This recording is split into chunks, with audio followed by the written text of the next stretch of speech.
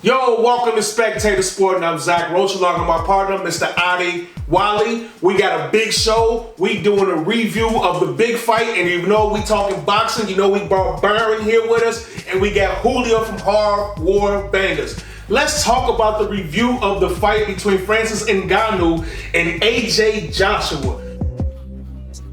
Man, we thought we was gonna see an epic fight, but it didn't turn out so well. So Julio and Byron had a bet. And right now, I'm gonna give Julio the floor and tell me what happened in this fight. Okay, so basically, Adi had a piece of the bet too, and I won. Right.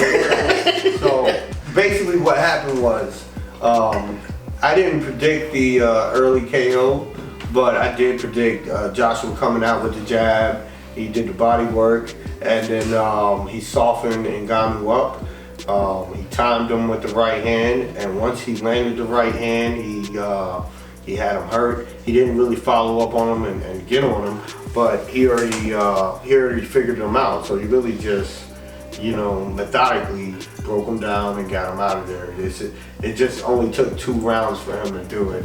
So I remember when I made my prediction that Joshua was gonna win, that someone told me that someone on Instagram had something to say about my prediction. Well, who's laughing now?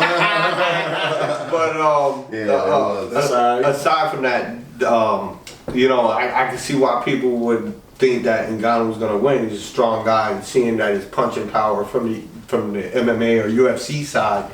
However, it doesn't translate or convert over to boxing. So I want to congratulate Joshua for showing all his doubters wrong and having a very impressive victory over, somebody that people were actually rooting for. Yeah, that Francis Ngannou, I gotta give him credit. He stepped in the ring, but AJ Joshua looked like a beast out there. Byron, what happened today? What happened in that fight? I mean, Anthony Joshua did what he was supposed to do. Again, this was a high risk, low reward fight. I actually disagree with the breaking down of Ngannou. I think AJ kind of said it at the end of the fight. He initially looked at fighting Ngannou as a gimmick fight, and then he saw Ngannou versus Fury. Yeah. And he realized this is a guy that can, end me, and this is a guy that does know what he's doing. And so Anthony did what he should have did. He was very aggressive in finding that right hand. And when he found it, he made sure he put everything behind it. It was crazy because at the beginning of the fight, he was actually kind of practicing it with his trainer, the right hand, and turning his body into that shot and not just trying to aim it, but actually just throwing it to, do some damage. And he hit him with it.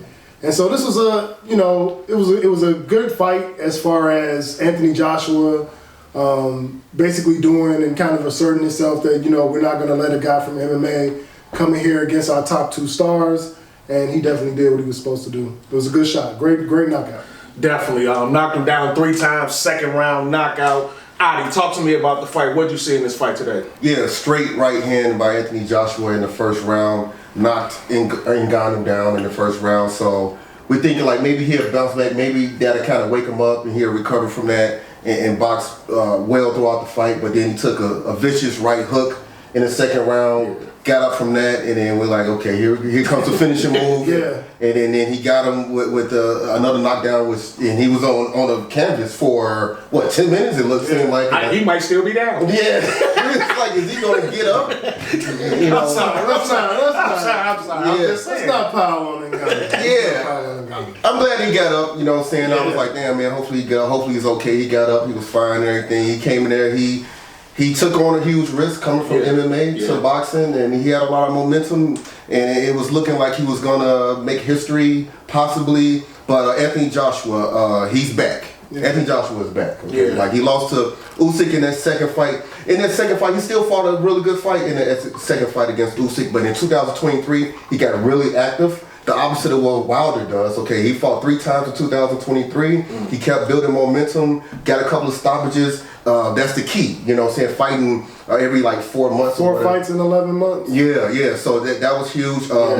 This is a big win for boxing today. Yeah. Huge win for boxing, okay? Because if Ngannou would have won this fight, he would open up the floodgates for MMA fighters to go from MMA to boxing because Ngannou world champion. Right, and I mean, Ngannou, he made over $10 million against Fury, over $20 million today against my man Anthony Joshua. So that would open up the floodgates. But now it's kind of like, well, I got a question. Yeah.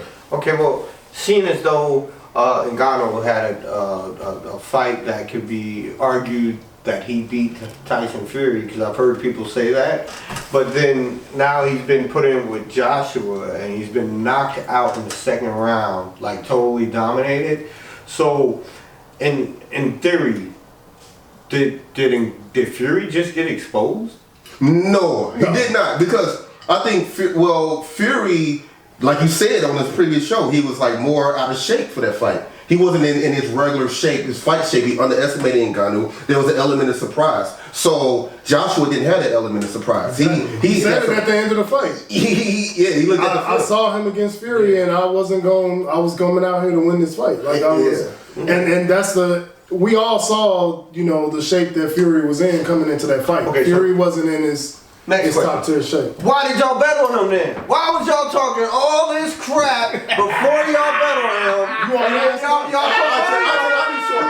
why I asked the question. So if y'all knew this, then why did y'all take the bet? Am I right or am I right? Hey, listen. This is my response to that, because AJ since 2019, AJ hasn't shown consistency. Exactly. Okay. And he'll lose to Ruiz, beat Ruiz. Then he'll lose to Usyk. Then he'll beat Helenius. And he's just been up and down, up and down. So I was like, this guy, he's up right now. I was like, he's just time for him to, But he showed finally he's being consistent. So and to pile on to that, again, Ngannou in his first professional fight went 10 rounds against who many look at as the perennial heavyweight champion.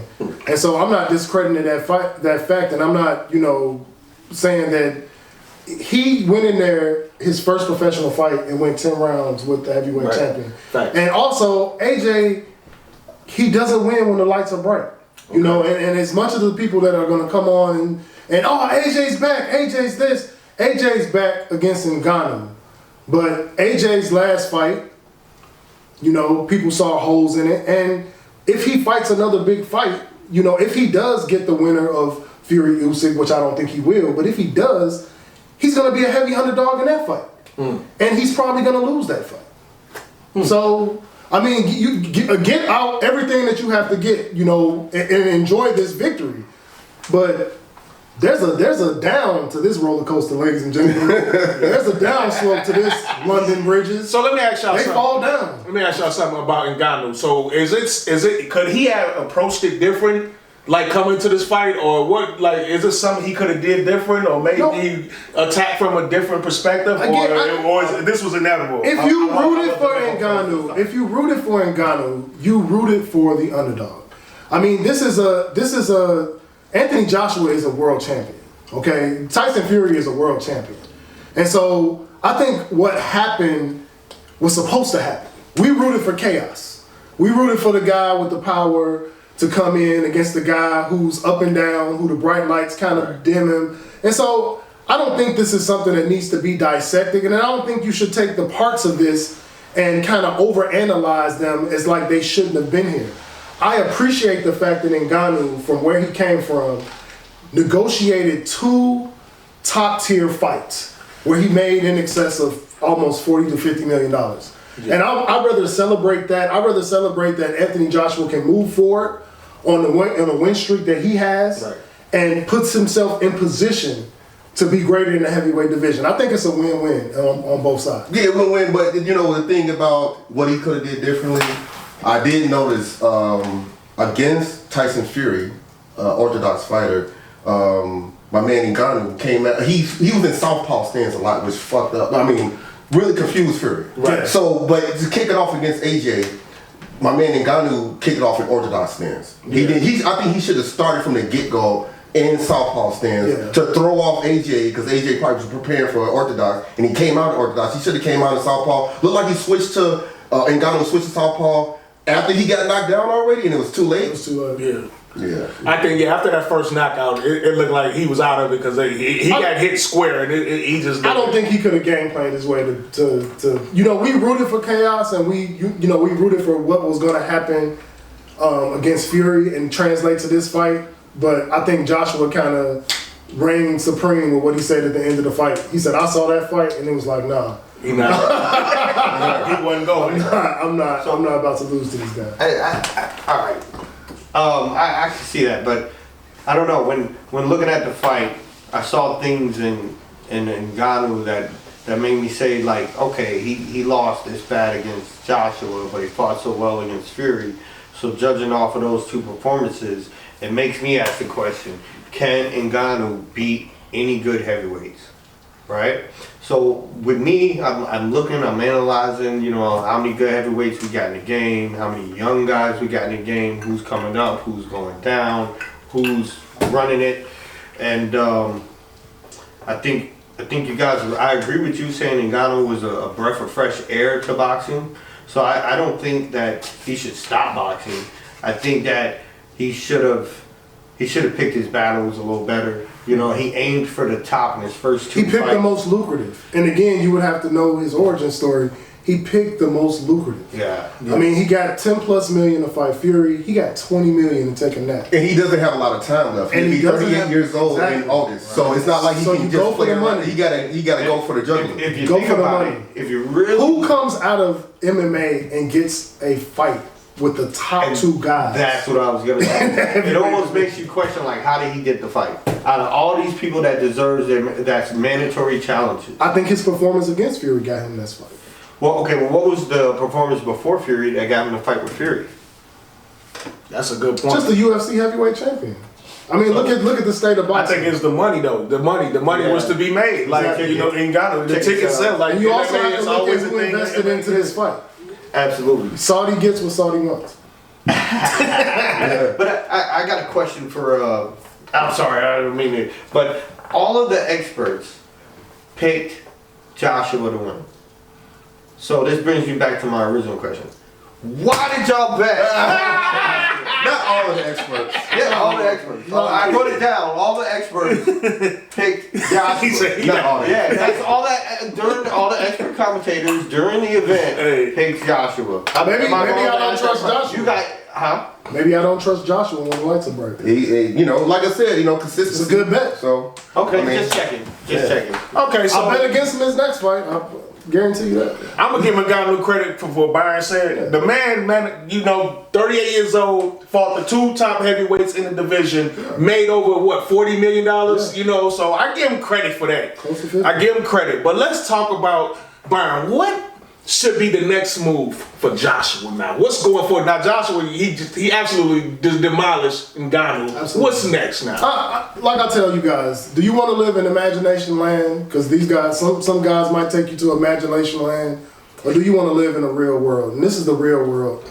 I don't think that there will be just one Fury Usyk fight. I think that's going to be a rematch in that.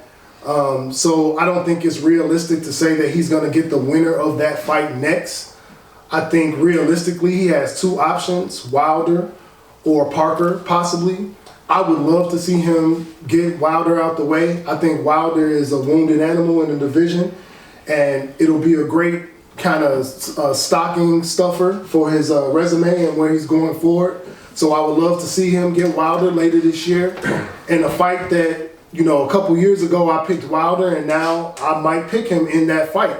A fight against Parker, I don't know. I'll be on the brink of. I think that's a tougher fight, but I think Wilder does everything that you need it to do, and it's a lot less risk as far as because you don't want to lose. You're not going to lose a fight and get the winner of Tyson, Fury, and Usyk. So I think the logical option is to go after Wilder.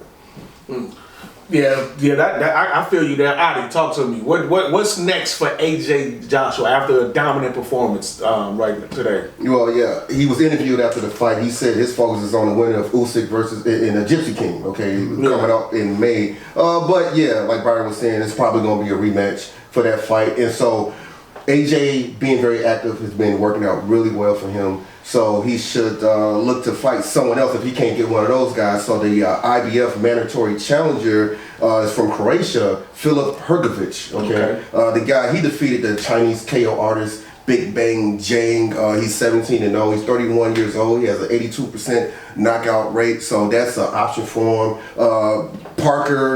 Joseph Parker, you know, he easily beat Joseph Parker 6 years ago. AJ did. Okay, so he can get a rematch, but that was a long time ago. So maybe Joseph Parker can give him a better fight this time. Anthony Joshua would have been 29 years old and Deontay Wilder 33 years old if they fought when they were supposed to 5 years ago. Okay, but now Deontay Wilder, he's washed up. He's a shell of his old self. That fight against Joseph Parker, he got shut out. He didn't win one round. He looked really bad, and so but it could still be a good fight because Joseph Parker, he was really clinching and pushing his weight on him. Right. AJ don't really fight like that. He don't really try to bully people that much. And I think you make that fight easy. It's not like a hard negotiation. I think Wilder is, you know, kind of counting paydays, and that might be one to the, you know, next to the last. And I think it's feasible for that to you know, fall into place. Julio, so you picked Joshua. You tried to tell us. Some people didn't listen to you. But what's next for Joshua? Okay, so I think dealing with Joshua, you really can't judge him off of his performance because of the inexperience of his opponent. So I still don't see him going after the winner of Fury or Usyk. I would like to see the fight, but I wouldn't want to see him going in there with Usyk again. So I would like to see him maybe fight Wilder. You know, Wilder. I mean, just going off of what's left, he beat Parker and it was very convincingly. So I feel like it's nothing that Parker could do to make it an entertaining fight. However, the manager would say, take Parker. He just got the belt off of Big Bang Jang. They have a rematch clause. They have a rematch clause, so they have to come back. And let's be honest, it's very possible that Parker could lose the rematch if he don't make it past the early rounds while Chang is fresh. So then you got Joshua that's in this limbo of trying to find a worthy opponent. Right? I really don't think that he would take that fight because this was sort of a low risk a high risk, low reward fight. Yeah. So I don't see him doing that back to back. But what I can say is that Eddie Hearn is very good at what he's doing by putting Joshua in certain positions where he can show off his good side and still have a comfortable way to a victory. So with that, his possible opponents, I would say either he's gonna end up with Wilder or none other than Parker because he has a belt. Those are his only two options. He already beat Andy Ruiz. Wilder doesn't have an opponent, right? And Parker. Parker's supposed to do the rematch with Big Bang. But I'm saying he'll take Wilder first, beat Wilder, and then get Parker after the rematch with Jang. Wilder. That's just I don't. It's a rivalry. So it's written against America, so it sells. Pay-per-view sells. Wherever they have the video, it's going to sell out. That's true. Better than Canelo and Munguia, right? Man, they will. Tune in next time. You don't even want to talk about Tune in next time, Canelo fans. Hey, so Adi, talk to me about this. So Ngannou coming from the MMA now. Yeah. So you've seen a lot of this now, a lot of this cross matching now. With this fight, this is only one fight, so this is not to say it won't happen again. But what's the future of MMA fighters? You think going against like top level boxers going forward? Well, I mean, it's going to continue to happen. The biggest purse that Francis Ngannou got in a MMA fight, UFC fight, was $600,000. Okay, in a fight, and he just made 10 million. 20 million today. 2 fights. Yeah, well, he got 10 million against Fury, and then 20 against Joshua. So it's gonna keep happening. You know what I'm saying? And so it's as long as it sell tickets, right? Yeah. So I mean, I think Ngannou, as far as he should, stay boxing. Don't leave with no wins. Andy Ruiz Jr. He's been out for a year and a half because he had shoulder surgery, but he's been talking since Christmas about how he's ready to fight. He wants to fight in 2024. That'll be a good fight. Ngannou, Andy Ruiz Jr. If Anthony Joshua doesn't fight Wilder. Okay, you know what I'm saying? Or Big Bang James in there too. He needs like a tune-up fight. He's been going after the best, so I don't think it's over for him. But like I said, he'll be 38 in August. He has less than 2 good years left of fighting, so get a couple of wins under his belt, get better, and then maybe in 2025 fight for the undisputed heavyweight championship. Julio, do you think a fight that Ngannou just faced, how he just got knocked out, do you think that can kill his confidence? Like maybe not that he want to keep stepping in the ring with boxers, or he's just a fighter, he don't care? Absolutely. No one wants to get hurt like that every time you step in the ring, and not only does it change the way you fight, but it hurts your marketability as a boxer. So you would say, okay, he just got knocked out like that in the second round by Joshua. Well, who could you match him against that he won't get knocked out like that? Joshua is not known as an early knockout guy. He just got knocked out in the second round by a guy who doesn't knock people out early in the fight. Do you, either one of you, remember a time when Joshua knocked anyone out in the second round? I don't know. I can't remember. I know can't recall. He got Otto Wallen in the 5th round, but okay, but the second round. So that's no. kind of unheard of for Joshua. So just imagine the real boxing people who really are in this. They'll say, well, if he did that to you in the second round, what? Do you really stand a chance against anyone else? This guy's not known for doing that, and other boxers see it. They pay attention to the punch that landed, how it was thrown, and what the effect it had. It's like being exposed. I think Ngannou got exposed, and what he should do is go back and fight John Jones MMA. Take some time off from boxing, go back to MMA, go with what you're good at. And not saying you made your money. Not saying he's bad at boxing, because I don't want to contradict myself, because I did ask if there was any good, and I did say he might have some success in boxing later, fighting other guys, but any of the top guys, after Joshua just did that, I really don't see it happening. So I think he should go back to MMA, give those guys what they want. And you know what they want, right? They want to see him in there with John Jones. Byron, talk to me about Ngannou. So what's his next move? Like, is this it for boxing? Is his confidence shook? Should he go back to MMA? Like Julio said, what you think? I don't think it's a confidence thing. I think Ngannou, well, first of all, Ngannou is contracted to the PFL. So he's contracted to an MMA promotion. I believe that he has said that he will be fighting this year in MMA. His first bout is going to be for the heavyweight title. And as far as fighting John Jones is UFC, Francis Ngannou is PFL. And Dana White has come out and said that fight will never happen. And Dana is the equivalent of white Jesus. So I don't think that John Jones Ngannou will happen. I think John Jones, I believe his next fight will be his last, and then he'll retire. But again, it's Francis Ngannou is an MMA fighter. That's where most of his success has come from. He's going to fight MMA this year. As far as a lucrative opportunity into boxing, I think he's kind of tapped out with that because of his age. But it was a hell of a run. I think he did something that a lot of MMA fighters, the Conor McGregors of the world, will kind of look at and give him a head nod. Anytime you get an MMA fighter to get to that level and make that type of pay based on what they make, I think it's a win. And so I think he finishes his career out in the PFL, gets the heavyweight title, maybe defends it a couple times, retires, and goes out into the sunset.